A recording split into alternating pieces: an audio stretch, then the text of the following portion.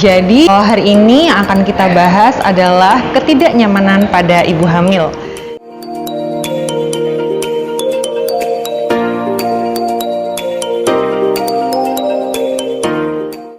Halo semuanya, kembali lagi bersama Bubi dan Dian ya hari ini.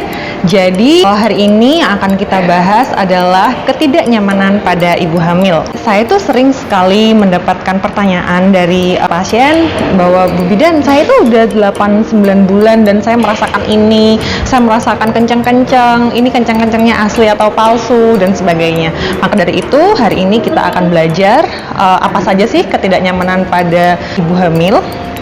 Jadi ketidaknyamanan pada ibu hamil di trimester 3 ini ada lumayan banyak ya. Yang pertama yaitu rasa begah, sering kencing, kemudian kontraksi palsu, sakit tulang kemaluan, linu-linu di pinggang, dan juga stretch mark.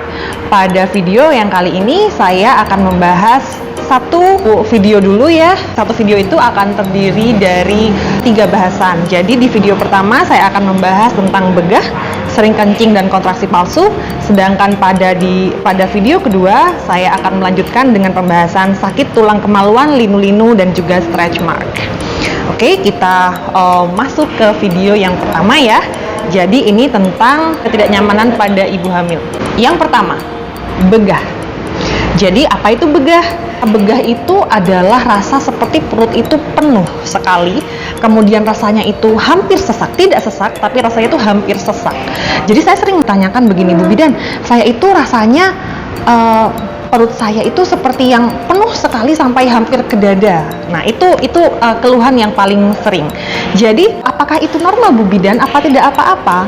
Jawabannya adalah iya, tidak apa-apa, ini adalah normal. Mengapa ini terjadi? Jadi ini terjadi karena bayi itu sudah mulai besar, sehingga bayi itu menekan perbatasan antara perut dan juga dada. Seperti di gambar ini ya, jadi ada perbatasan antara perut dan dada.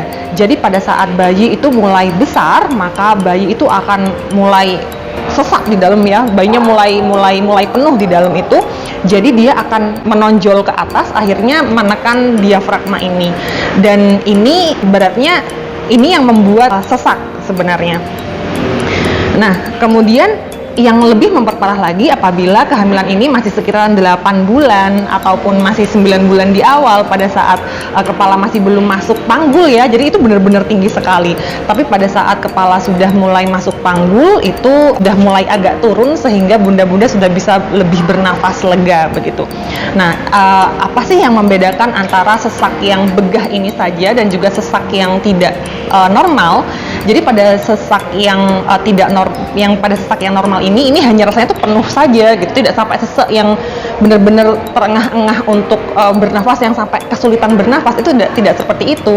Jadi dia hanya begah saja, rasanya hanya penuh saja perutnya ke bagian dada sini.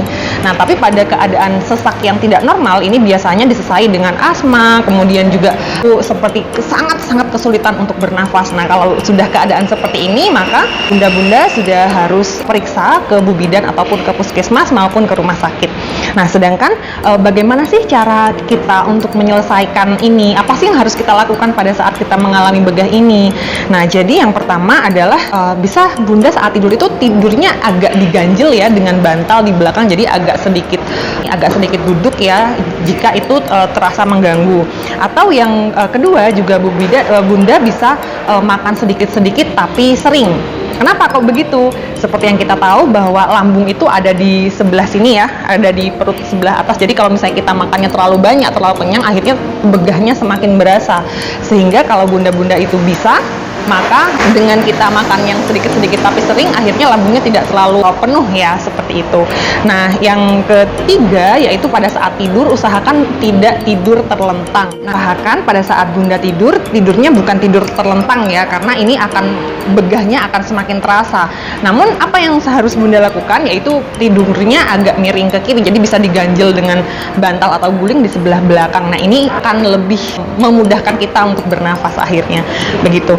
Jadi itu untuk ketidaknyamanan yang pertama. Kemudian yang kedua ketidaknyamanannya yaitu sering kencing. Oke, Saya juga sering sekali mendapatkan keluhan dari ibu-ibu ya, dari bunda-bunda sekalian. Bunda-bunda bisa bilang gini, Bu Bidan, saya itu sudah 8 bulan atau 9 bulan memasuki trimester 3. Tapi saya itu sering sekali merasa saya tuh dikit-dikit kencing. 10 menit, 15 menit saya kencing lagi. Tapi yang keluar tuh sedikit saja, Bunda, gitu. Ini apa ini bisa terjadi dan apakah ini normal dan bagaimana tanda-tandanya saat ini tidak normal? Nah, jadi sebenarnya sering kencing pada trimester 3 itu adalah normal. Nah, jadi begini. Kenapa kok bisa begitu? Jadi kalau kita lihat ya dari gambar yang sebelah sini bahwa letak kandung kencingnya itu yang di lingkaran merah ya, itu pada saat keadaan tidak hamil dia bebas ada di sana di perut bagian bawah, oke? Jadi pada saat kencingnya penuh ya dia membesar dengan baik, dan kemudian pada saat sudah penuh maka kita akan merasa saya kok rasanya saya ingin buang air kencing, maka ya langsung saja begitu. Nah, tapi pada saat ini hamil ya, kita ganti gambarnya dengan gambar yang ini, maka coba kita lihat di lingkaran merah tersebut ya. Jadi kepala janin itu sudah mulai menekan kandung kemih, apalagi kalau bayinya sudah mulai masuk ke panggul ya, wah itu menekan sekali. Akhirnya apa yang terjadi? Rasanya itu inginnya dikit-dikit pingin buang air kecil gitu, ingin sekali, aduh nggak kuat saya mau ke kamar mandi, akhirnya seperti itu. Nah, sekarang bagaimana cara kita membedakan apakah ini sering kencing yang normal atau tidak?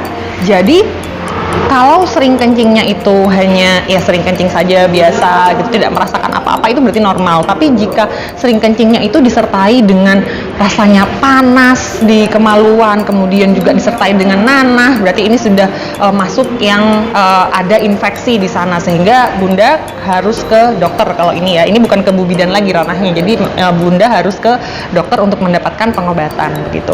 Nah, bagaimana, apa yang harus kita lakukan sebagai ibu hamil trimester 3 pada saat kita itu sering kencing? Apa sih yang bisa kita lakukan sebagai bunda-bunda? Jadi yang harus kita lakukan adalah kita harus menjaga organ intim kita itu agar tetap kering begitu, karena otomatis pada saat kita sering sekali ke kamar mandi maka dalam kita itu akan sering basah ya bunda-bunda, akan otomatis akan basah, dan jika itu basah di sana maka akan gampang adanya jamur ataupun juga infeksi bakteri. Oleh karena itu bunda-bunda harus benar-benar berhati-hati untuk menjaga misfi agar tetap kering, bisa pakai tisu setelah dari kamar mandi ataukah bisa dilap dengan menggunakan handuk kecil dan sebagainya. Dan kalau seandainya celana dalamnya terasa basah, maka bunda harus segera ganti celana dalam. Itu yang bisa kita lakukan ya. Oke, untuk yang ini untuk yang sering kencing ya bunda-bunda ya. Kemudian yang terakhir dari sesi yang pertama ini adalah adanya kontraksi palsu, atau bunda-bunda sering sekali bilang ini adalah konpal, kontraksi palsu. Apa sih kontraksi palsu itu? Jadi seperti yang kita tahu, kalau kita mau persalinan itu maka akan ada kontraksi ya bunda-bunda ya.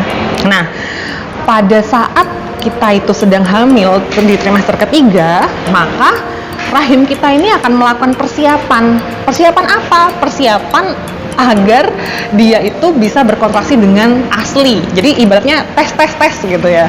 Nah, jadi hormon yang ada di kepala kita dan juga ada di tubuh kita itu akan mengetes rahim kita apakah ini bisa berfungsi dengan baik, semacam itu. Nah, akhirnya adalah ini yang bernama kontraksi palsu. Apakah ini normal? Ini normal sekali gitu. Ini normal sekali. Memang rasanya tidak nyaman. Seperti apa sih rasanya? Jadi kalau kontraksi palsu itu rasanya seperti ada ini ya, perut itu seperti tegang. Saya banyak sekali mendapat pertanyaan, apalagi dari bunda-bunda yang baru hamil anak pertama ya. Jadi pertanyaannya adalah, Bu Bidan, seperti apa sih konpal itu gitu. Jadi konpal itu yang jelas di rahim ini bunda-bunda itu seperti yang benar-benar tegang, kencang gitu. Nah, kemudian seberapa lama? Nah, ini bisa hanya sebentar saja, sebentar aja, cuman sebentar udah gitu. Nah, kalau kontraksi palsu ini dalam sehari itu ya bisa hanya 1-2 kali gitu, jadi hanya sebentar-sebentar saja begitu. Nah, kemudian terjadinya kapan, Bu Bidan? Ini terjadinya bisa di malam hari, terjadi di pagi hari. Ini tidak tentu ya, tidak ada waktu yang pas kapan terjadinya kontraksi palsu begitu sebenarnya.